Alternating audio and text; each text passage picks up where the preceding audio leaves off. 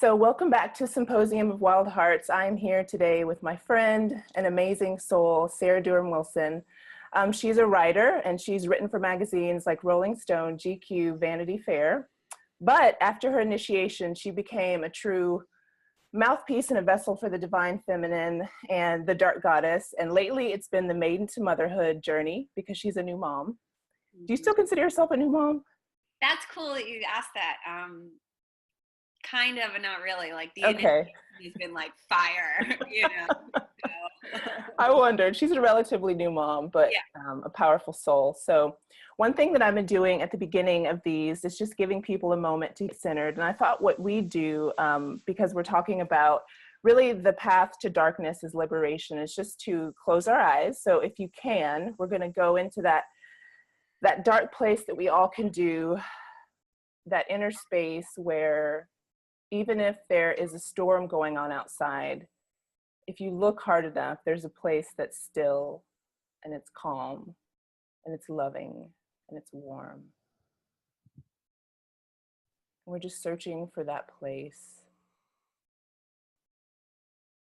Just being curious about what happens when we go into the darkness. How do we feel?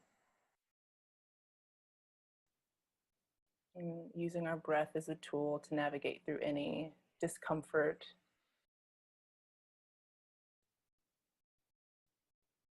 And really just adopting the mindset of a loving mother, just being curious about what's there.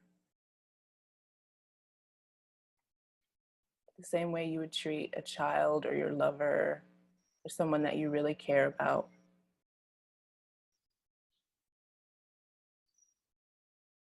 And maybe just taking a breath and sighing it out, which is just a sign to the nervous system that all is well and that you're here and you've arrived. And really what the purpose of this is to listen to the wisdom of these dark spaces of your heart, of your womb.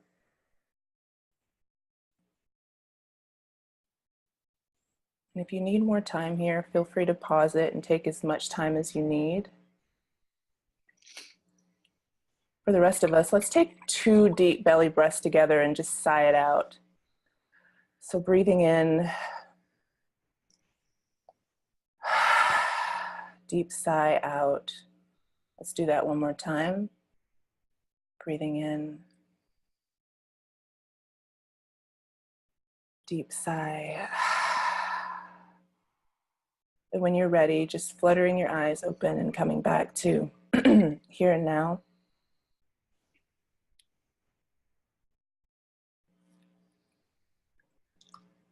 I always feel so different after I just take a moment. Yet it's so easy to forget to do that.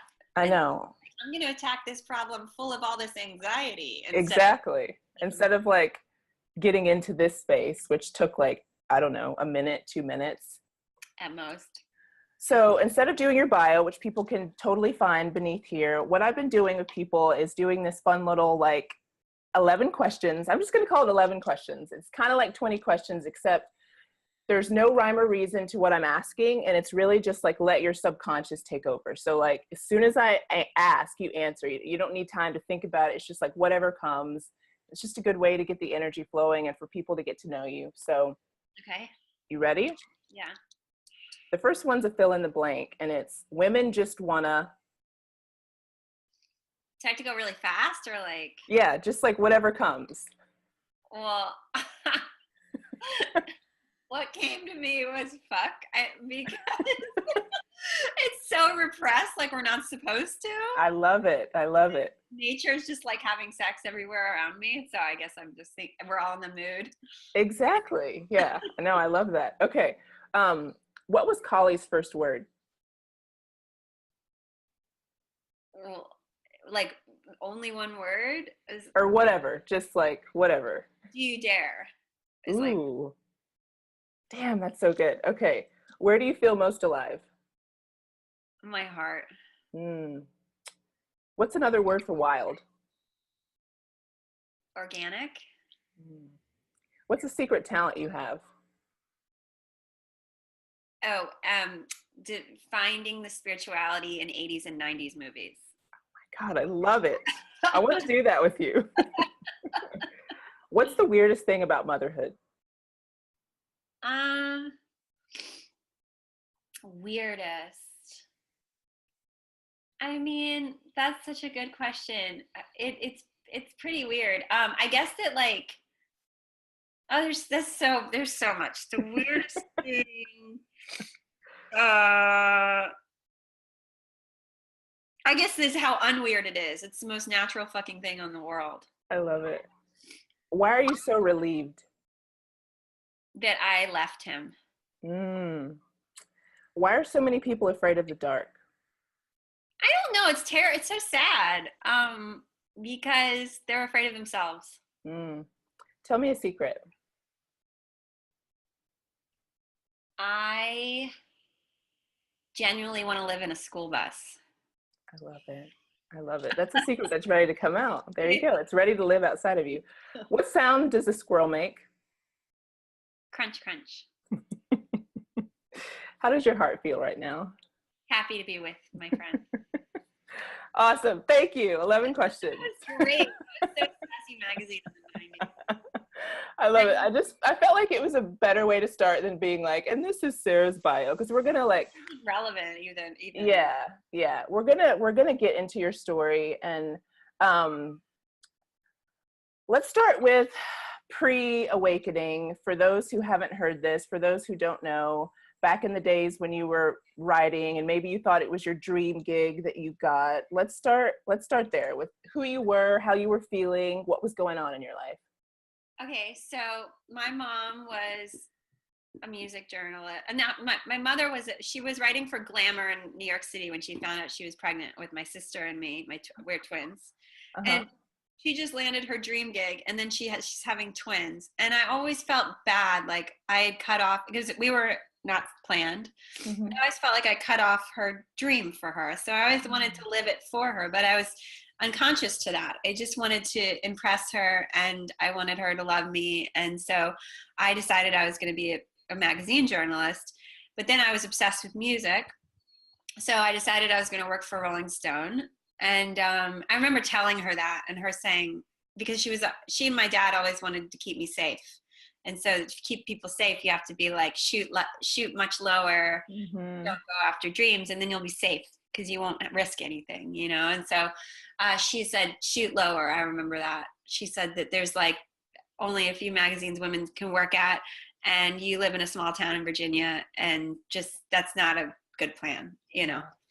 And I think it was, now telling you that story, it's probably her own sadness, like that dream had died, you know?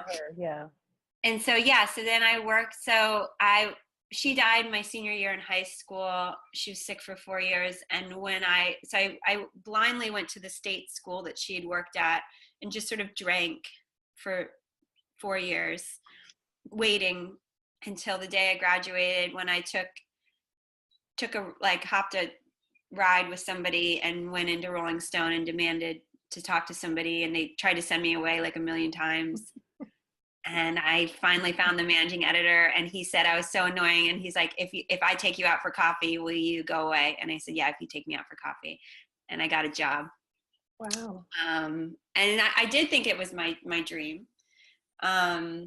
It's interesting though. I felt like I told you when we were talking a couple weeks ago, like the first day, David Fink, I forget his name now. Anyway, David Frick said, don't meet your heroes, kid, because it's really disillusioning. And that's happening everywhere in the spiritual world. Yeah. Big time. Yeah. The tower's burning it all down. Yeah. And what do? Like, you know, you come back to yourself, blah, blah, blah. And so I did that for 5 years, different magazines, met my ex-fiance, fell in love, moved to Nebraska, and then started my Saturn return. Because I'd become like an addict, and I didn't have anybody to talk to about that. I didn't even know. So that ushered it in. Okay, so that was pre-awakening, and very asleep. No, like heard God like once every 6 years and was like, I must have made that up. Wow. And so we talk a lot about this, which is these dark moments that lead to other moments of liberation, that there's actually this like hidden light within these super dark moments. So for you, it was through the avenue of, you know, pursuing things that may have been your love, because we both have a big love for music, but I really didn't know that your mom was a writer. That's like new to me, and we're friends. Oh. I liked learning that though. And then the whole road with your fiance, do you remember a time in that where you were like, enough is enough, something's got to change? Like what ushered in this like initiation that to make you you? Do you know what I mean? He said enough is enough. We broke up about a month before our wedding. I was just had lost my pilot light was out, you know. I was gone. I was taking like sometimes like 15 Klonopin a day. Like wow. I was just not home. And and he was a very capable, wild, amazing artist. And he was my fire that I warmed myself by. But otherwise I didn't think, and that was part of like the work I did in my jobs, was interviewing celebrities all the time. Like, oh, these people are lights, and I'm just like the hobo, like outside of like the dumpster fire, you know, like getting like shivering. Didn't know I had any of it inside of me. I wasn't, you know, I wasn't me yet. So he said that enough is enough out of what I believe is like true love. Cause you know, he was like, where did you go? Like nothing, he tried everything and nothing worked. And you got to let people go. You got to back it up and let them fall, you know? Don't I know? Yeah. Yeah. You do. I was thinking of you when I said that. And so, I did that. I moved here to this island. And well, after like going back to New York and trying to get a job back and just like pretend that like, the last 5 years hadn't happened and just like pick up where I left off. I was like a ghost in that town, and I was just, you know, drinking my face off. And then I came here. I was on the deck of my family cabin here, and that song "Wildflowers" by Tom Petty came on. Nice. You belong someplace you feel free.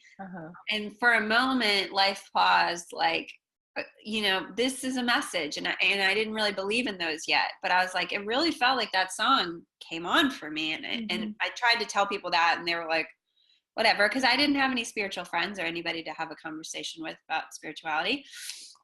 Moved here. Continue to drink my face off.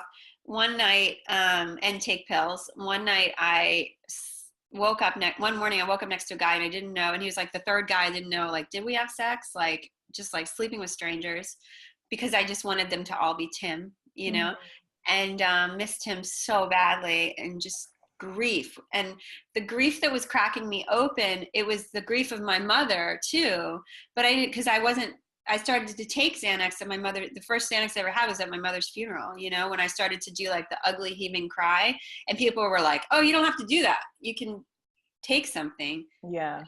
Just start to trust your grief. Just start to cement it. Down. Right. Yeah. Push it back in. And and then I was like, and then the grief of Tim was trying to crack me open. And, I fell on my knees and I started to beg for help. And I had always like been like, our Father who art in heaven, like the way we were told to. That was the only way I knew how to pray. And it just felt like calling somebody that never picked up the phone. Yeah. It was always mad at me. And I was always like, and then this was like, somebody fucking help me. Like, you know, like anybody there, I can't take another step on this path. Help me to live or help me to die. What the fuck? And it was just like, I cracked open. And I saw the goddess, and everything turned into energy, and it was like light pink, and it was like, you get this second chance, but the caveat is you have to serve. It was all very clear. And I became somebody else in a way that has not happened to me since, because it was also like such a crazy Kundalini awakening that I just was so ungrounded, you know. But it was a rash thing done by the goddess in order to save me. And now I'm more of a, you know, decent and gradual person. But I mean, I could see that. I could see that you just needed to be you know, blast off into this whole other, so like, you know, the idea that you can return to the grounding, you can return to the earth, but you really needed to experience something like otherworldly, and you needed that moment to have that spark relit in yourself. And that's so powerful. I think there's something else was there. yeah, exactly. And when you really like got on your knees in that moment of like, I don't know what to do, like I can't do anything else, and you called out for help, and it was like this feminine force. You know, we've been taught how to pray, and I loved how you described it. That's exactly it. You're like, do you ever pick up the phone? And like, are you always mad at me? Can I never live up to this? So I love it that was it wasn't even, I was thinking like, oh, it might have been like a little moment, a spark, but it was like this fucking fire, this huge Kundalini awakening. Yeah, I was like, what the fuck? You know, and I just was like, somebody fucking help me, you know? And you're right, it was this feminine love that was returned, that truly felt like it was invisible in our culture, but like waiting behind the scenes. I was like, where has this been? Yeah. It was so powerful and sexual and loving and forceful and gentle and velvety and passionate. And I was like, what? Yeah. That's very much how I felt when I met you. And after my mom, it's exactly the type of love that I needed. That was a big initiation period for me too. And I think there's a lot of women that are coming into this now. And I feel like this conversation could be really helpful for those who like, I mean, maybe they have a huge Kundalini. Maybe they just get fed up with their own shit. Maybe they're like, why are women missing out of every narrative? Like whatever makes another woman fed up.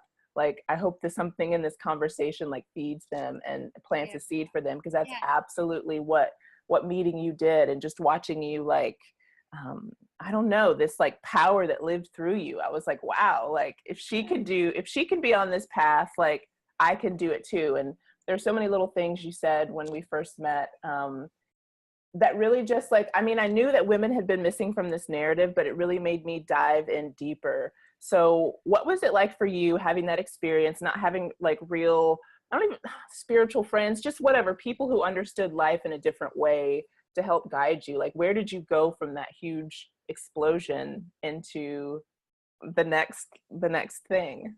Well, then I tried to kind of like hide it from people because I thought I'd gone crazy. And I was like sleeping with this new guy, and I just wanted to be like, oh, we're in love. And I'd gotten sober because I was like drunk on this power. And he broke up with me. It's actually the guy that just married Amy Schumer. Are you serious? That's hilarious. And I got wasted and went to his house like begging, like, why won't you talk to me? Because he just like ghosted. And then I woke up the next day and I was like, I'm going to Kripalu. You know Kripalu? Yes. I was like, fuck this. Like, I can't. I need help. I need people to help me now. Yeah. And I took like I had some savings. I took every course I could take. I rented a little red barn with my dog and just started like learning really fast. Yeah. And got support for and I had like healers being like, you're going through a Kundalini awakening. I was like, oh, thank God there's like words for it. It was that, you know? And so there is this big element of crazy, and I think that it's normal, and it actually, you know, it is like you're bursting out of this super old paradigm, this patriarchal view, this like way into something that like by their standards is crazy. So like you think you are, but if you think you're going crazy, I want to tell you that you're on the right path. Like you're more than likely doing something right. You're just like re-emerging as this new thing, and it feels and seems crazy. Yeah, it does. And nice. Okay, so you're at Kripalu, you're learning all this stuff, you're taking in all this information. This society is crazy. Yeah, so absolutely insane, but it looks crazy. Yeah, I was thinking about like, how is it that like tree huggers and people that love nature and people that like maybe gaze in your eyes a little too long and like put their hand on their heart, like I know like it's a little whatever, but why is that crazy? Like, isn't it crazy just to like put your head down and like walk real fast and never look in anyone's eyes? Like to me, that's insane. I'm And like, sit in your AC and avoid nature. yes.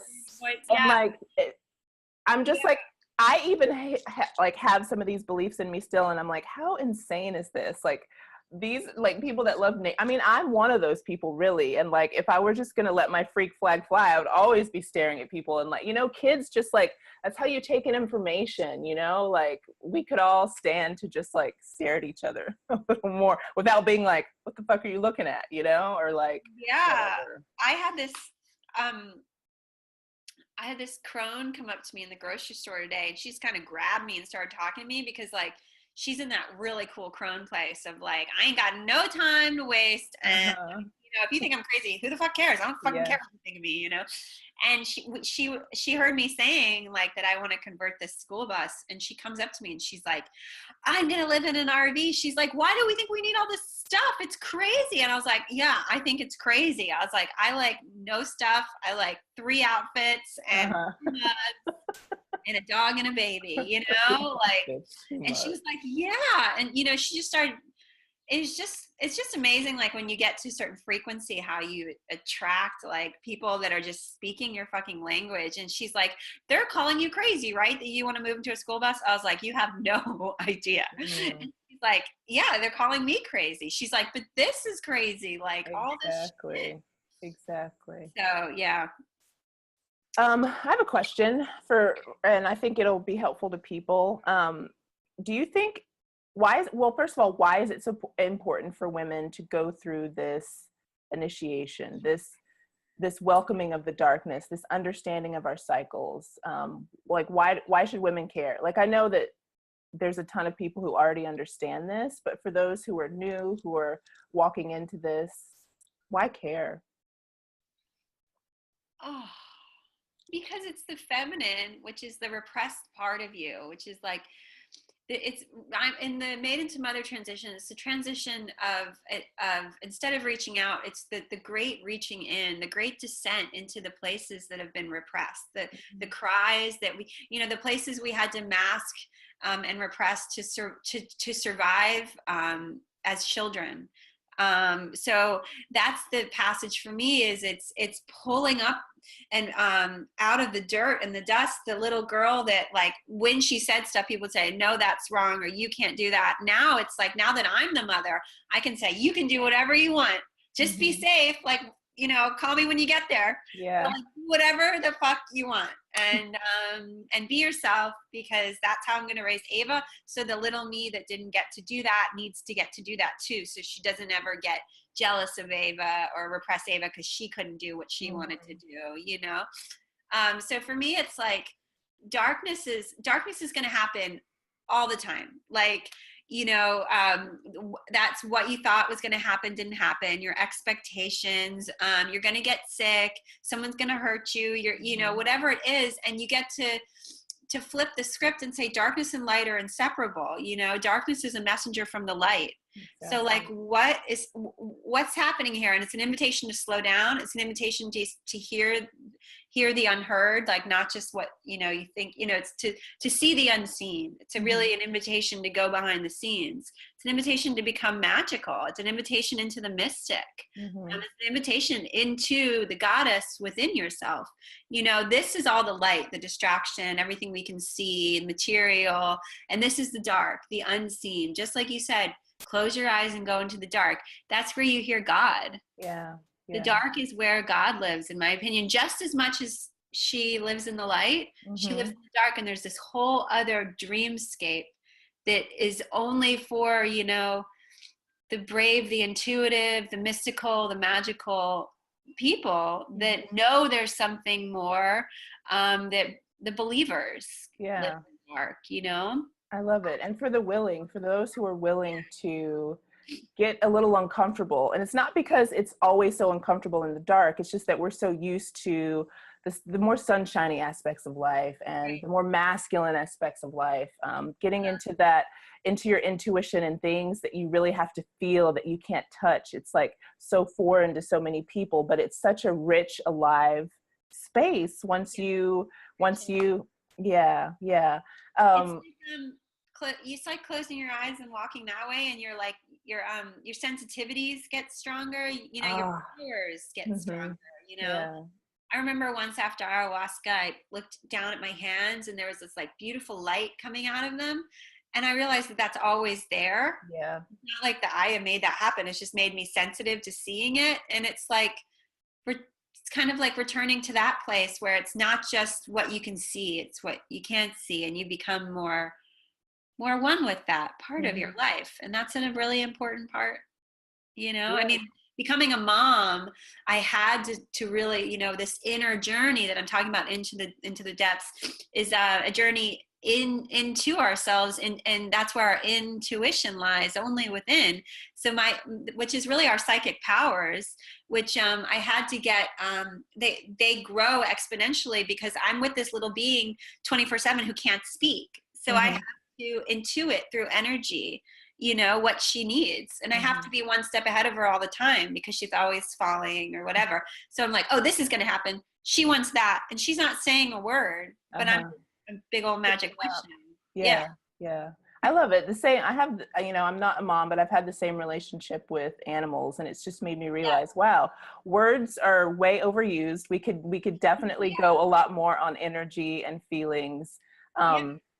Can you describe to us the mother maiden crone journey transition, what that means? There's a lot of people who are in, and I know that we can be in all these phases at different parts of our lives, but there's a lot of people who are literally in those age ranges. So like, what is that about?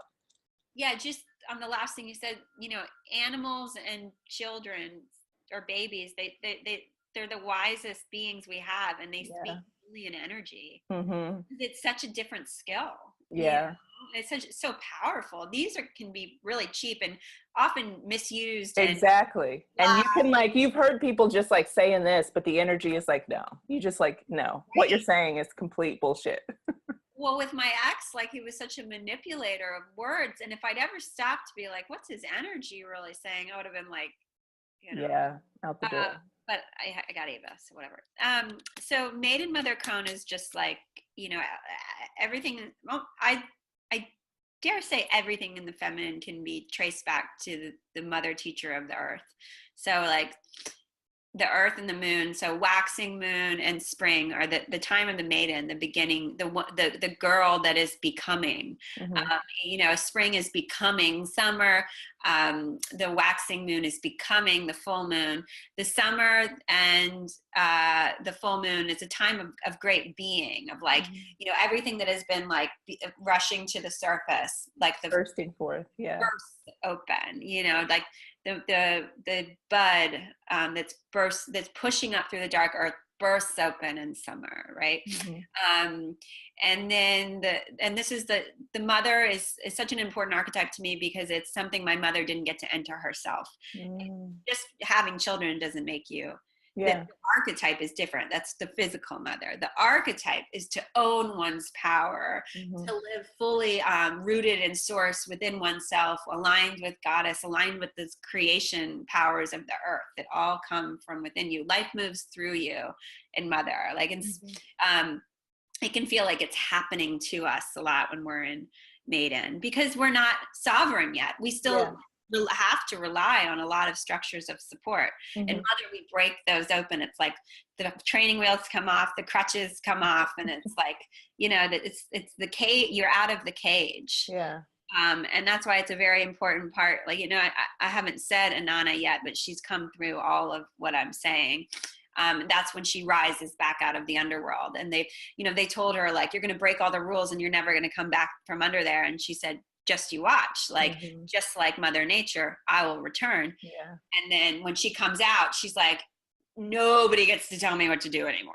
Absolutely not. that will not. Exactly. I've gone through hell. I've earned this right. Yeah. Yeah, it's Winona Ryder and Heathers with the like, back Nana's Which like, I feel like you're kind of channeling that right now. and Nana's like, did you just tell me what to do? Like, she's literally back from hell, Oh my God, that is your secret talent.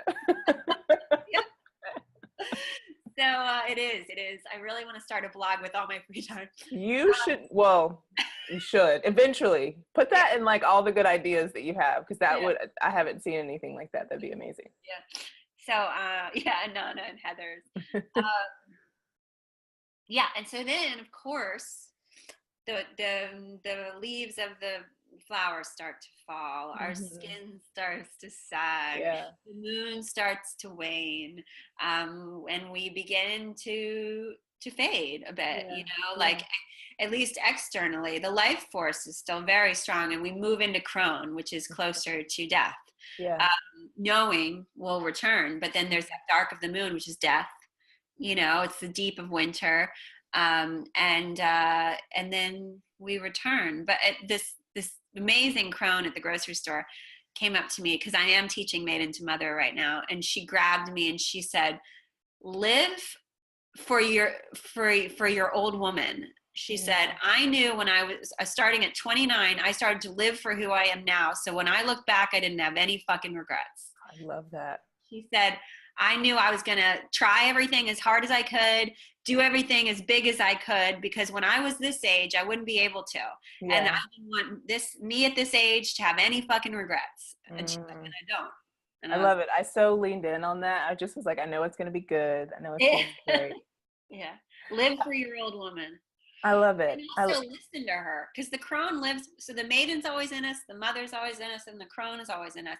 So we can stop and take that sacred pause that we do in Mother instead of the reactivity in Maiden, That's just so true. Yeah. We can stop and we can go, "Hey, 88-year-old me sitting on the porch, what do I do now? Does it even matter? How do I respond in a way that serves me and everybody else?" I love it. Yeah. And I love to think of the Maiden kind of as like the bitch energy. Like she doesn't have quite the wisdom yet of, maybe the crone would say that, but there's times for that Maiden just to come out too and be like, listen, like I'm not going to say it's eloquently, but it's got to be said. And like, here I am, and this is what it is. So it's interesting. Yeah, she's going to learn a lot, because all of her lessons become the wisdom of the Mother. So she's going to make mistakes. She's got to piss people off. She's got to fuck up. Yeah. And then but then by the time you're in this place, it's, for me, I say it's Dharma over drama. I have a North Star I got to stay with. I have a purpose while I'm here. My time is getting shorter. So in my old days, I'd cut your face off. But right now, I'm going to stick with what I need to do. I won't cut you. I love it. I love it. Because you're not nice. Yeah. I get it. Yeah. So what are some of your tools, books, practices? I know you're working with the goddess Inanna. We talked about that a little bit. What's most alive for you right now? The Maiden to Mother journey, and learning sustainability practices for Mother Earth, and for my daughter. Like I want to go off grid and teach her how to use solar and respect water, and respect space, respect the earth that she's on. And so, yeah, sustainability, like much more like, I've kind of moved out of that. I've moved into matter, into what matters, and the physical, which is my body and the earth. And that's my descent, from up here. I love it. Back into the earth. Yeah. Down into my body, caring for my body and caring for my baby's body and caring for Mother Earth and her body. My practices are working with the Maiden to Mother practices, which we go through a lot, which are mostly responsibility. So like response instead of reaction, and then the responsibility, which is our power, being responsible for ourselves and owning our power and being responsible with that power. And mostly like helping people through transition. So for me, like allowing the process of things and allowing things to unfold and trusting the darkness. Like, just because I can't see it doesn't mean I'm not being seen and supported, and doesn't mean good things aren't coming. Like, it's all about practicing faith in the dark, you know, and we're all in a time of great transition. Nobody's getting skipped over. Some people ignore the invitation. Yeah. Good luck. But most of us are on that trip. Yeah. That invitation won't stop coming. Saying louder and louder, and then it'll evict you. Yeah. Exactly. Your life will deconstruct until you listen to it, but it'll be lovingly recreated. And at least in my experience, you'll feel more like yourself. You'll have more access to power. You'll have more of a true tribe around you. Yes. There's so many benefits of allowing that fierce energy to have its way with you. I know you agree. Yeah. Just turn and face Kali, because she's right there breathing on your neck. That's so true. Okay, so you're teaching a course on mother to maiden, isn't that true? Maiden to mother. That's what. Yeah, maiden to mother. Nice. That's the Benjamin Button version. Yeah, I know. Actually, I had a Benjamin Button conversation with Ruby of the Numinous, which is funny. We were like, let's reverse this whole conversation that we're going to have. Oh, yeah, it was fun. It was cool.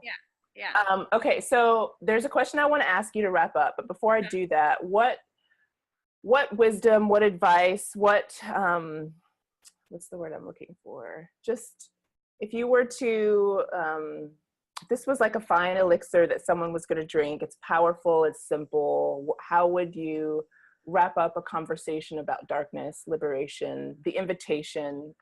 It's for men and it's for women. What would you say? Yeah, I know you don't usually exclude men, which is cool. You're like, whatever, it's cool. No,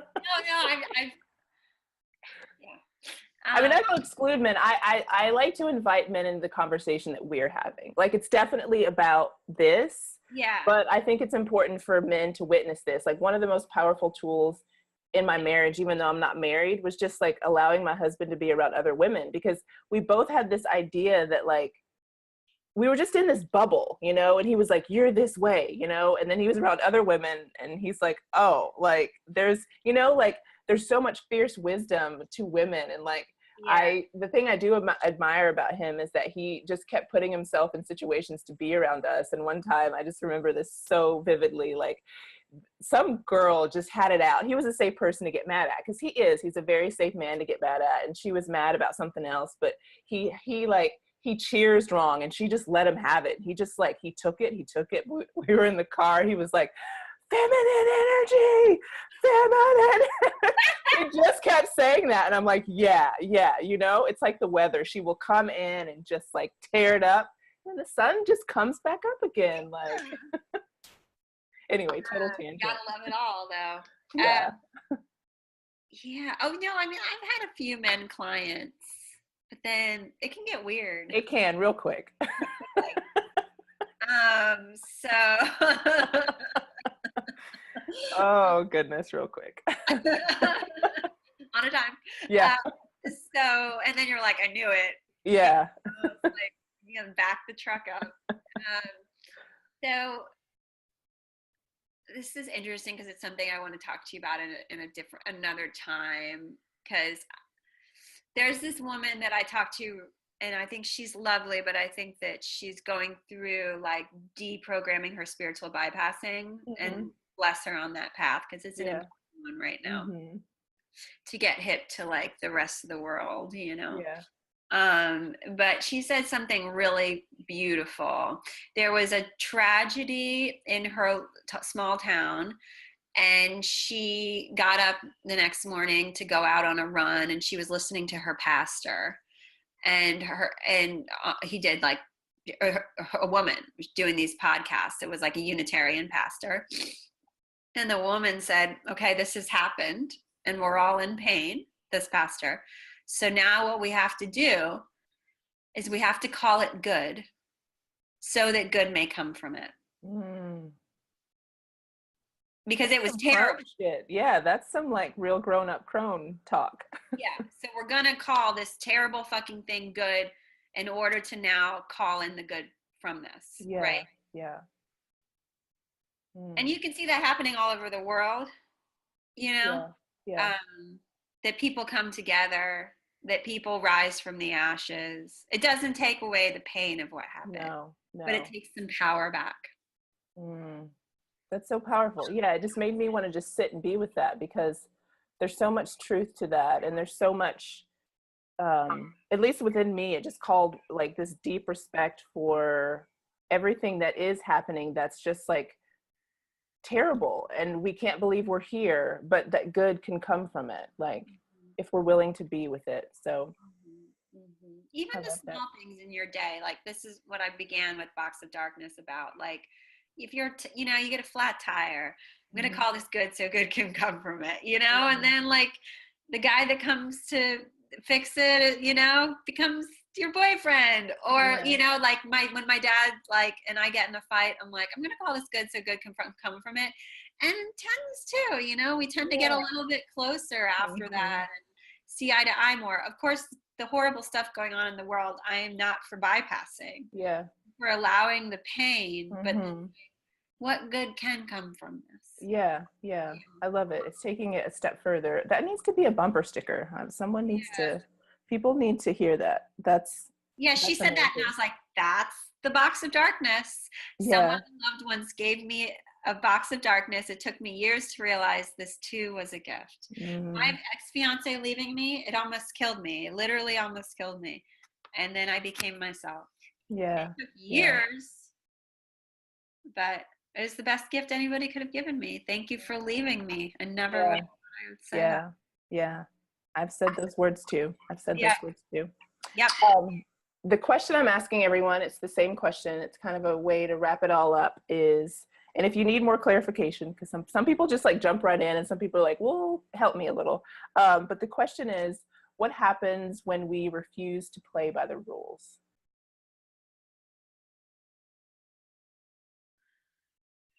See, in my wounded maiden, I would rebel just for the sake of rebelling. But now, when I listen to the Maiden to Mother journey is about the inner voice becoming louder than all the outer voices. If you are guided by the inner voice, and that inner voice is sourced in love and spirit and God, you're guided by God despite, and you do despite what everybody else says, and that's a God of love and of peace and creativity. You will heal not just yourself but everybody around you. You will free not just yourself but everybody around you. You break the rules that come from a fear-based society. Yeah, and it's that tuning into, it's like a conscious rebellion to me. It's more about what's true for you. Like you're not picking off the menu. You're not like, okay, I need this guy and this experience. You're like, hold on, let me source my wisdom and then let me come from that place. Yes. So yeah, not just like fuck all y'all. Yeah, like, exactly. Yeah, not no.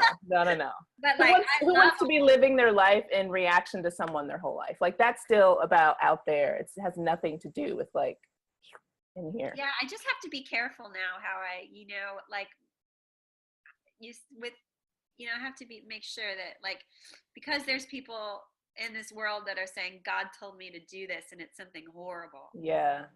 Just like what is your version of God? And like for me, God is love.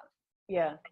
And it's a good thing to clarify, I appreciate you. I appreciate your wisdom. I appreciate your darkness and your light, and the way that it melds together in this, like, there's no difference. Exactly. Yeah. I mean, it's all there. It's like, if we look at nature as a guide, it's sunny and then it's nighttime. Like we can't pretend that it's sunny all the time. Like we can't do that. Yeah. Nice. Okay. Well, you're great. Well, you're great. Thank you so much. I just love watching and witnessing your evolution into this woman of just, that's who I first saw, just this woman of just presence, like priestessy, powerful presence and confidence, which is of course the Latin word confide, with faith, like just, and that's a beautiful gift to the world to walk that way. So thank you. Thank you. Yeah. Thank you for watching. Goodbye, everybody. Bye.